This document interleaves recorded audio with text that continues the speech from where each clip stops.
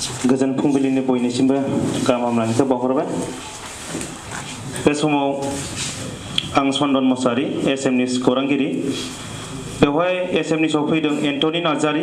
बिथाङा सोंदों बिटिसि आरो बिटिआर मोन्नैबो गोरोबथाया जिहेतु भारत संबिजिरनि 6थि सिडिउलनि गेजेरजोंनो गोरोबथा जानाय, अब्ला बिटिसि आरो बिटिआरनि फारागा मा? बेखिनिखौ बिथाङा सोंदों एन्टनि नार्जारि। बे समाव आफादगिरि सारखौ रिप्लाइनि थाखाय खावलायनाय जाबाय। बे मोननै रेकर्डआबो सिक्स सिडिउलनि मोनसे माबायानो जादों, नाथाय बेवहाय डिफारेन्सआ बेनो सिक्स सिडिउलाबो बिटिसिआव माखासे गोहोआ गैयामोन आरो बे गोहोखिनिखौ जोङो मोननो हादों। गुबैयै बेवहाय हम आरो पलिटिकेल डिपार्टमेन्टआ गैया, मोनसे स्टेटआव बेयो थायो। नाथाय जोंनियाव हम डिपार्टमेन्टखौ जों मोनाब्लाबो डिपुटि कमिशनारखौ जोंनो नांगौ, नङाबा जोंनि डेभेलपमेन्ट एक्टिभिटि, एडमिनिस्ट्रेटिभ एक्टिभिटिस बेवहाय काउन्सिल हिसाबै बेवहाय जेबो से थाया।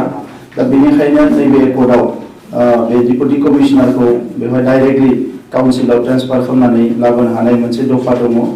एसपिखौ ट्रेन्सफार पस्टिं खालामनो हानाय बेवहाय दफा दङ। आरो बेनि अनगायै बेवहाय गिदिरसिन खोथाया जाहैबाय डाइरेक्ट फाइनेन्स। भारत सरकारनिफ्राय काउन्सिलाव डाइरेक्ट फाइनेन्स जि खालामनायनि प्रसेस बियो जासिगोन।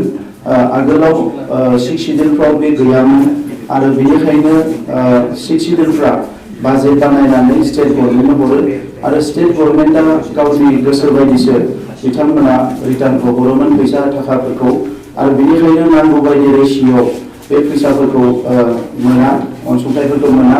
नाथाय नैबे एकर्डनि गेजेरजों जि आर्टिकेल 280 भारत संबिधाननि बियो एमेन्डमेन्ट जागोन आरो 125 एमेन्डमेन्ट जागोन। बेनि गेजेरजों बे एकर्डआव बिनि थोंजों राङारि भारत सरकारनिफ्राय अनसुंथाइ मोननायनि लामाया बेवहाय गेवसिगोन। आरो बिनि अनगायै बेवहाय जोङो जे बिनि जि सिमाखौ जोङो बारायनाय खमायनाय बे खोथाखौ आङो मिडियायाव बुंजोबनो नागिराखै, नाथाय बेवहाय गिदिरथार मोनसे थांखि दङ बिनि माखासे सिटुएसनखौ फोजोबनो थाखाय। आरो बेजों लोगोसे बेवहाय जिखिनि इनफ्रास्ट्राक्चार नांगौ मोनसे भाइरेबल जानो थाखाय मोनसे ओनसोला, बेखौ टारगेट खालामनानै बे एकर्डखौ खालामनाय जादों। आरो माखासे डिपार्टमेन्टफोर दङ जि डिपार्टमेन्टफोरखौ जोंनो नांथारगौ नाथाय गैयामोन, बे डिपार्टमेन्टफोरखौ सोदेरनाय जादों। दा बेबायदि माखासे दङ।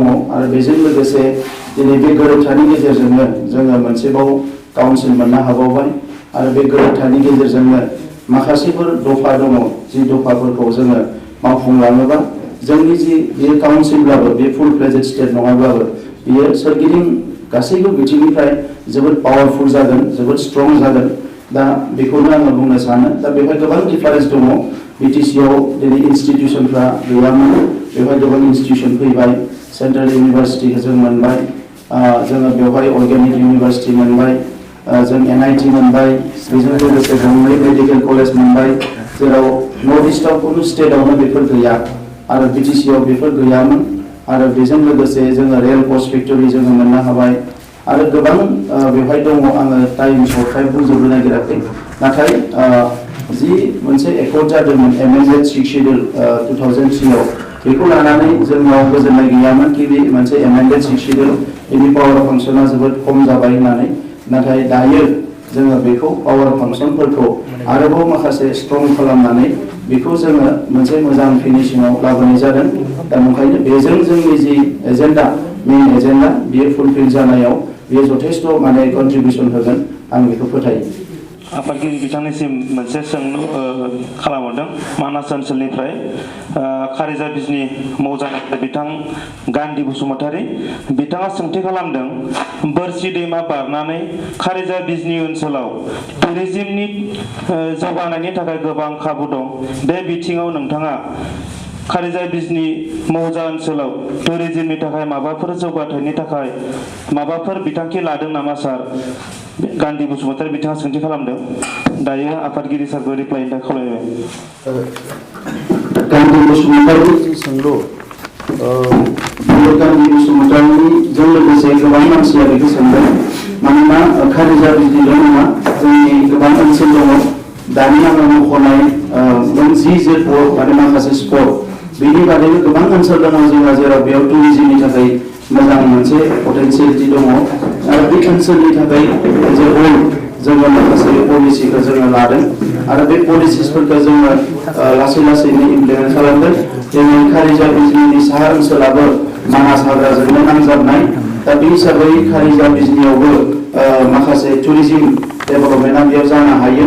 बेजों लोगोसे फुड प्रसेसिं इन्डास्ट्रिबो जानो हायो मानोना बे खारिजा बिजनिनि साहा ओनसोलाव लेमननिफ्राय लानानै गोबां माखासे मोजां मोजां स्पाइसनि जि मसला बेनि आबादफ्रा जायो दा बेफोरखौबो जोङो बेवहाय डेभेलप खालामनो हायो।